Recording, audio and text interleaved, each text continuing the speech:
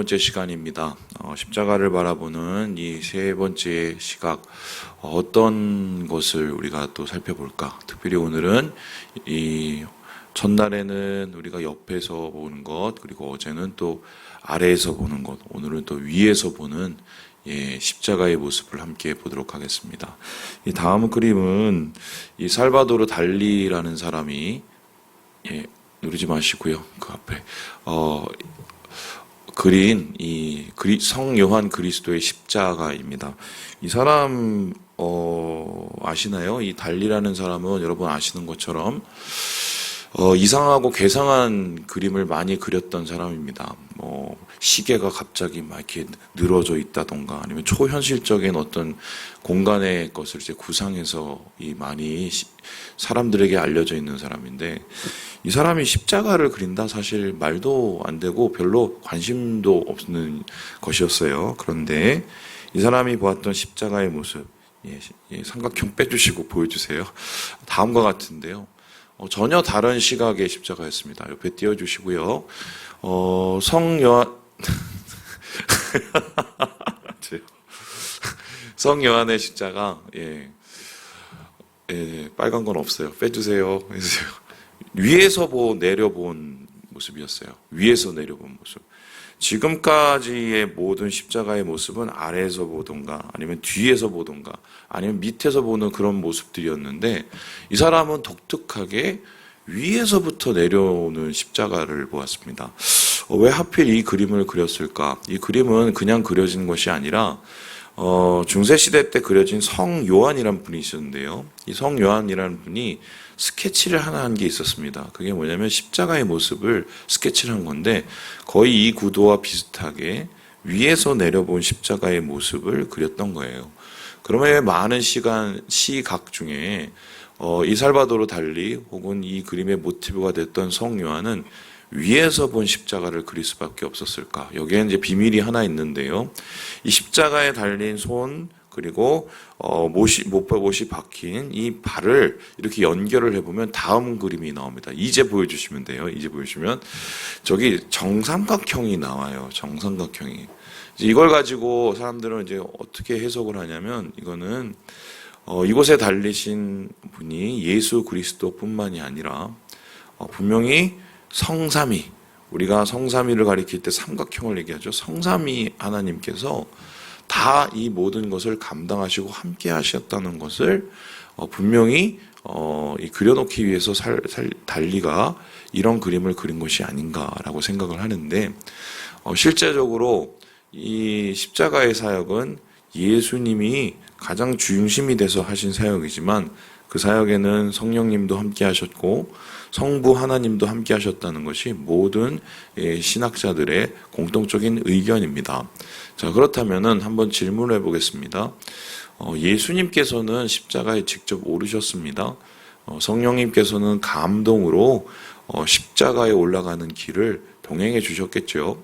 그렇다면은 예수님의 아버지 성부 하나님은 도대체 이 십자가를 위해서 무엇을 하고 계셨을까? 여기에 대해서 이 마가복음 34절, 15장 34절은 이렇게 이야기를 하고 있어요. 우리 같이 한번 읽어보겠습니다. 시작! 제9시에 예수께서 크게 소리 지르시되 엘리 엘리 라마 사박다니 하시니, 이를 번역하면 나의 하나님 어찌하여 나를 버리셨나이까 하는 뜻이라. 예수님이 달리실 때 하나님, 나의 하나님이라 부르는 아버지 하나님은 무엇을 하고 계셨을까?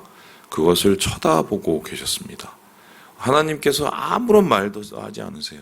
아버지 하나님이 그 전에는 변화산에 났을 땐 내 사랑하는 아들이다, 이 아들의 말을 들어라 라고도 얘기도 하고, 그리고 하나님께서 또 친히 세례를 받으실 때 예수님의 세례 때 나타나서 또 그 사랑을 확인해 주셨습니다.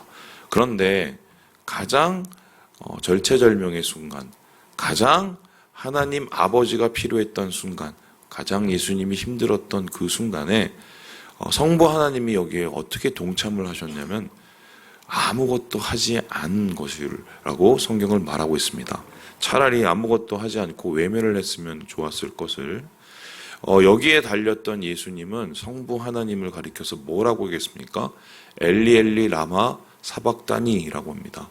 엘리 나의 하나님 라마 사박다니 왜 나를 버리셨습니까? 그러니까 예수님께서 생각하실 때 위에 계신 하나님, 위에 계신 자신의 아버지가 이 십자가를 위해서 하신 일이 뭐예요? 자신을 버리신 거래요. 버리신 거예요. 우리가 보통 이 삼위일체를 얘기를 할 때 이 삼위일체는 셋이 하나이기 때문에 이것은 인간의 이해로는 절대로 파악할 수 없는 진리라고 얘기를 하고 있습니다. 세상에는 셋이 하나가 되는 곳이 없어요. 그러면 우리는 그냥 이것을 머리로 생각할 뿐인데 셋이지만 하나다. 같이 느끼고 같이 공감하고 같이 사역하고 같이 모든 것을 하는 말 그대로 공동체라고 우리 한번 얘기해 볼 수 있겠죠. 그렇다면은 분명히 하나님 아버지께서는 예수 그리스도께서 십자가에 달리실 때 그 고통도 알고 있습니다. 어떠한 마음인지도 알고 있습니다. 그 영혼이 얼마나 최악의 상태인지도 알고 계셨을 것입니다. 그런데 그 모든 것을 알고 계셨으면서도 하나님 아버지, 성부 하나님이 하신 것은 이 십자가에 달리신 예수님을 외면하고 버리고 내팽개쳤어요. 아버지가 아들을 내팽개친다. 뭐 이런 얘기를 여러분 우리 세상에서 듣게 된다면 아마 혀를 찰 것입니다. 어떻게 천륜이 있지 아버지가 아들을.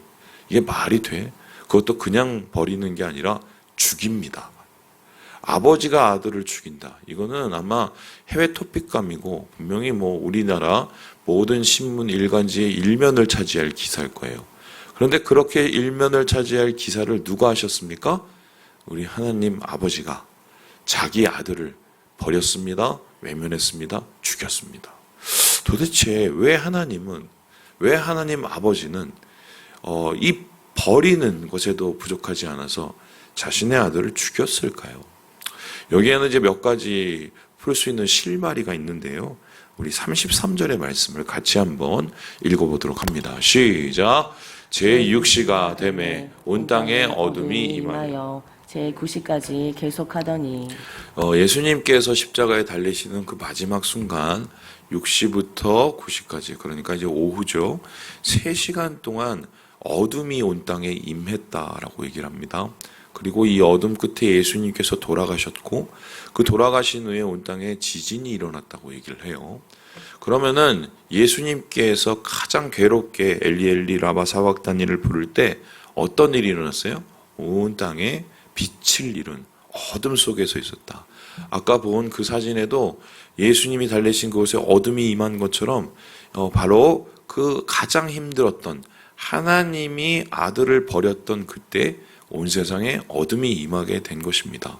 그런데 이 어둠을 어떻게 해석을 할까요? 어떤 학자들은 뭐 일식이라고 얘기를 하는데 일식은 해봤자 여러분 아시겠지만 뭐 몇 분 혹은 아무리 길어봤자 3, 40분밖에 되지를 않아요.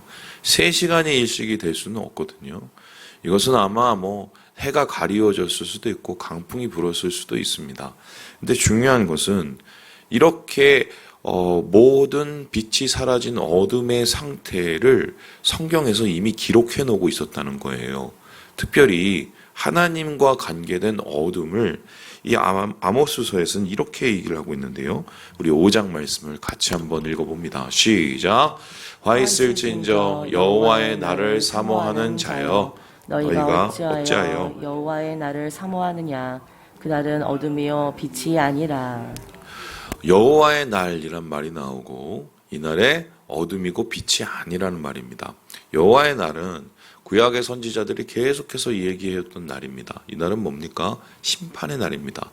사람들이 하나님 앞에 죄를 짓는 것을 더 이상 볼 수 없기 때문에 이제 하나님께서 정리해야 될 시기가 오는데 그날을 가리켜서 하나님이 이 땅을 오셔서 심판하시는 날, 여호와의 날이라고 얘기합니다. 근데 이 여호와의 날에 임하는 것, 상징하는 것, 여호와의 날은 이럴 것이다라고 얘기했던 것은 모든 선지자들이 공통적으로 얘기하는 것이 바로 이 날씨의 변화, 빛이 없어지고 어둠만 있게 되는 것입니다. 그렇다면은 예수님께서 십자가에 달리셨을 때 6시에서 9시까지 이 3시간 동안 어둠이 임했다는 것은 여호와의 날이 임한 것입니다. 여호와의 날이 임했다는 것은 무엇입니까? 예수님의 시대에 살고 있던 모든 사람들에게 하나님의 심판이 임해야 되는, 하나님의 심판이 하늘로부터 임할 수밖에 없는, 그 심판 속에서 죽을 수밖에 없는 상황이 되었다는 것입니다. 그런데 그 상황 속에서 다른 사람은 죽지 않았습니다. 누구만 죽었어요? 예수님만 죽었습니다. 원래 여호와의 날은 모두가 심판을 받아서 죄 있는 사람들은 모두가 죽음을 당하고 모두가 심판의 대상이 되었어야 됐음에도 불구하고 아무런 일도 일어나지 않고 오히려 하나님의 아들이신 예수님만 죽으셨다. 그래서 성경은 이 어둠 속에서 죽은 예수님의 희생을 다음과 같이 이야기하는데요. 이사야서 53장의 말씀을 같이 한번 읽어보도록 합니다. 시작! 우리는 다 양 같아서 그릇 행하여 각기 제 길로 갔거늘 여호와께서는 우리 모두의 죄악을 그에게 담당시키셨도다. 하나님께서 자신의 아들을 죽인 이유는 무엇입니까? 여호와의 심판하늘에 임해야 되는 그 죽음, 그 감당해야 되는 죄악, 그리고 우리가 갚아야 되는 그 죄값, 그것을 누구에게 담당시키셨다고요? 예수님께 담당시키셨다고 이야기를 합니다. 아니면 세상을 전부 손봐야 되고, 아니면 세상이 모두 예전에 노아의 홍수 때처럼 그 참변을 얻어야 되는 그 상황에 불구하고 그 어둠을 예수님 자신의 아들을 세워서 막아내신 겁니다. 그 어둠 속에서 죽어야 될 수많은 장자들과 수많은 애굽과 같은 반역을 한 무리들이 있었음에도 불구하고 예수님 자신의 아들을 그 앞에 세워서 그 모든 이 죄악의 저주를 그에게 감당을 시키신 것입니다. 예전에 제가 중국에 있었을 때 이제 중국에서 선교사님들 모임이 있었어요. 특별히 이제 선교사님들 부인들이 이제 모이는 이제 그 모임이 있어서 이제 제가 거기에 가서 이제 찬양 인도하고 예배 인도를 했었습니다. 근데 예배를 끝나고 나서 한 선교사님이 저한테 와서 이런 얘기를 하시는 거예요. 간사님, 뭐 여쭤볼 게 있어요. 그래서 뭐요? 그랬더니 아니 이게 말이 돼요? 이러더라고요. 그래서 뭐가 말이 돼요? 그랬더니 한국에서 한 이 부흥사가 오셔갖고 이 선교사님들 대상으로 부흥회를 하셨대요. 이 부흥회를 하시다가 이 부흥회가 하루도 안 돼갖고 끝났다는 거예요. 그래서 왜 끝났습니까? 물어봤더니 그분이 이상한 괴상한 말을 하셔서 더 이상 들을 수가 없어서 저희가 안 듣기로 했다는 거예요. 그래서 뭐 어떤 말을 하셨는데요? 예수님, 하나님께서 예수님을 십자가에서 저주하셔서 우리가 저주를 안 받게 됐다고 얘기를 하시더라고요. 그 당시에 저는 이제 그 얘기가 맞는 것 같기도 하고 틀린 것 같기도 하고 그랬는데, 중국에 계셨던 이 선교사님들은 좀 신학적 지식이 부족했던 것 같습니다. 기분이 나쁜 거예요. 어떻게 아버지가 아들 예수님을 저주를 해? 말이 돼? 십자가가 저주의 십자가야? 그래서 십자가를 저주의 십자가로 했던 그 말 한마디 때문에 그 강사님이 더 이상 이 집회를 못하고 그냥 한국으로 돌아가셔야 됐다고 얘기를 하더라고요. 제가 그 얘기를 듣고 이게 어떻게 해석을 하고 어떻게 생각을 해야 될까 고민을 했거든요. 그런데 같은 고민을 하는 사람이 있었어요. 누구냐면요, 바로 루터라는 사람입니다. 마르틴 루터라는 분이 있는데 이분이 어느 날 집에서 나가지도 않고 들어가지도 않고 계속적으로 앉아갖고 자리에서 가만히 앉아 있는 거예요. 옆에 있던 사람이 신기해갖고 와서 주무시나 봤는데 주무시지도 않고 눈을 껌뻑껌뻑 끄고 계속 자리에 있다는 거예요. 그게 하루 종일 그랬다는 거예요. 심지어는 뭐 신방에 대한 뭐 그런 것도 있었고 사역이 있었는데도 사역을 미루고서 가만히 계속 앉아 있더래요.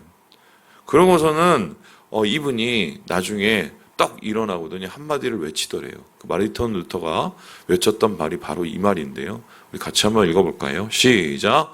하나님께서 하나님을 버리셨다. 이것은 사람은 이해할 수 없다. 이분이 하루 종일 뭐 했냐면 오늘 우리가 살펴보는 이 말씀 엘리 엘리 라마 사박다니 나의 하나님 어찌하여 나를 버리시나이까. 이것을 묵상하다가 도대체 머릿속에서 풀리지 않아서 어떻게 하나님이 하나님을 버려? 아버지가 어떻게 아들을 버려? 이게 말이 돼? 말이 돼? 왜 그렇게 했지? 이게 머릿속으로 이해를 안 가서 머릿속으로 이해가 안 가니까 하루 종일 고민을 한 거예요. 그리고 내린 결론이 이 마르틴 루터라는 분이 결론 뭐예요? 말이 안 된다. 우리의 머리로는 도대체 절대로 이해할 수가 없다. 이런 거거든요. 아무리 뭐 숭고한 목숨이 있더라도 아들의 목숨과 그 순간 다른 사람들의 목숨을 바꾼다? 이건 쉽지 않은 일이거든요. 그냥 바꾸는 것도 쉽지 않은데 두들겨 패요. 무거운 십자가를 질질 끌고 가게 만들어요. 거기에서도 정말 최악의 상태에서 몸이 으스러지도록 그걸 다 지켜보고 있는 가장 가학적인 아버지, 이게 말이 되냐는 거죠. 십자가의 저주가 이게 말이 되냐는 거예요. 그래서 이 루터가 생각하는 하나님이 버리신 이 사건, 위에서 본 하나님이 이 사건은 도대체 내 머리는 도대체 이해가 안 되게 도대체 이렇게 얘기를 했다는 거예요. 근데 성경을 살펴보면 이런 비슷한 일이 있습니다. 여러분 그거 아세요? 누구냐면요. 바로 아브라함의 일입니다. 다음 그림에서 보는 거지요. 이 아브라함이 똑같은 비슷한 일을 자행을 합니다. 누구에게요? 자기의 아들 이삭에게요. 어느 날 하나님께서 아브라함에게 말씀하셨습니다. 야, 너 이삭을 나한테 이제 바쳐야 돼. 이삭을 죽여야 돼. 아브라함이 말도 안 된다고 생각을 했죠. 머리로 이해가 안 되니까. 아니 줬을 때는 언제고 언제 또 달래. 그런데 하나님께서 계속 말씀하시니까 고민 끝에 결국은 이삭을 데리고 일단은 올라갑니다. 모리아산을 올라가죠. 올라가는데 아들이 묻습니다. 아버지, 우리 뭐하러 가요? 제사 드리러 가. 근데 제사 드리려면은 뭐 양이 있든지 뭐가 있어야 되는데 도대체 뭐가 있어요? 입이 안 떨어지죠? 그랬더니 아브라함이 뭐라고 얘기합니까? 하나님이 준비해 주실 거야. 준비해 주실 거야. 준비해 주시고 뭘 준비해요? 이미 다 준비가 됐죠. 그리고는 이삭에게 그 장작을 다 들고 올라가게 만들어요. 예수님처럼. 올라가서 산꼭대기에 이릅니다. 정상에서 자기의 자식을 묵습니다. 이제 그때 눈치를 챙기겠죠. 내가 재물이구나. 아버지가 칼을 들어요. 칼을 부들부들 떨죠. 내리치려고 했어요. 그때 하나님께서 그 손을 막으시면서 이렇게 얘기를 했습니다. 우리 창세기 22장 말씀을 같이 한번 읽어보시죠. 시작. 사자가 이르시되 그 아이에게 내 손을 대지 말라. 그에게 아무 일도 하지 말라. 내가 내 아들 내 독자까지도 내게 아끼지 아니하였으니 내가 이제야 내가 하나님을 경외하는 줄을 아노라. 하나님께서 왜 이러한 말도 안 되는 일을 시키셨을까? 애초에 이삭을 죽일 생각이 없으셨습니다. 그냥 하나님께서 아브라함에게 자신의 마음을 가르쳐 주시고 싶으셨던 것 같아요. 자신이 바로 그 자리에서 이삭을 바쳤던 그 자리에서 1000년도 안 되는 어느 날 아들을 죽여야 되거든요. 그 마음이 어떤지를 가르쳐주고 싶으셨던 거죠. 이렇게 이삭을 통해서 주님께서 자신의 마음을 가르치면서 이렇게 얘기하셨어요. 네가 이제 나를 경외하는 줄 내가 알았어. 여기서 말하는 이 경외함은 단순한 두려움이 아닙니다. 하나님을 향한 진실된 그 중심의 마음을 아신다는 거예요. 말도 안 되는 이 사건이지만 이 사건을 통해서 하나님은 아브라함의 마음에 무엇이 있는지 보셨다는 것입니다. 그러면 이것을 바꿔 얘기하면 하나님이 자신의 아들을 죽였어? 가학적으로 채찍에 맞아서 온통 핏덩어리로 만들어서 자신을 죽이고 쳐 죽이고 매달리고 도대체 왜 하나님은 이것을 하셨을까? 인간이 이해할 수 없는 것. 하나님의 마음에 무엇이 있는지를 보게 하시기 위함이죠. 그 하나님의 마음에 있었던 것, 아브라함이 보였던 그 경외의 사랑 외에 하나님이 보여주셨던 그것을 요한복음 3장에서 이렇게 이야기를 합니다. 우리 같이 읽고 마무리하겠습니다. 시작. 하나님이 세상을 이처럼 사랑하사 독생자를 주셨으니 이는 그를 믿는 자마다 멸망하지 않고 영생을 얻게 하려 하심이라. 하나님께서 이러한 십자가에 자기 자신과 같은 아들을 버리신 이유는 우리를 구원하시기 위해서라고 얘기합니다. 그래서 하나님의 이 시선, 아들을 바라보는 이 찢어지는 마음은 우리를 구원하시기 위한 하나님의 열심이었어요. 그런데 그 구원의 중심에 무엇이 있었습니까? 이처럼 사랑하사. 자신의 마음이 짓이겨지고 아들을 쳐 죽여서라도 우리를 살릴 만큼 이처럼 사랑하사, 우리를 구원시키시기 위해서 하나님께서 이처럼 사랑하사 자기의 자식을 대신 저주받게 하시고 대신 죽이게 하셨다. 이것이 성경에서 나타난 하나님의 마음입니다. 마음이에요. 말씀 마칩니다. 성경에는 기록되어 있지 않지만 하나님의 마음이 과연 어땠을까요? 얼마나 그 마음이 똑같이 얻어맞고 똑같이 쓰러지고 똑같이 버림당하는 그 마음, 여러분 상상해 보실 수 있죠? 이처럼 사랑하사 영생을 얻게 하려 하심이라. 주님의 십자가를 바라보시면서 하나님 아버지의 그 구원과 사랑을 감사하시면서 오늘 하루를 주님과 함께 승리하며 살아가시는 우리 모든 형제 자매들 되시길 주님의 이름으로 축원합니다.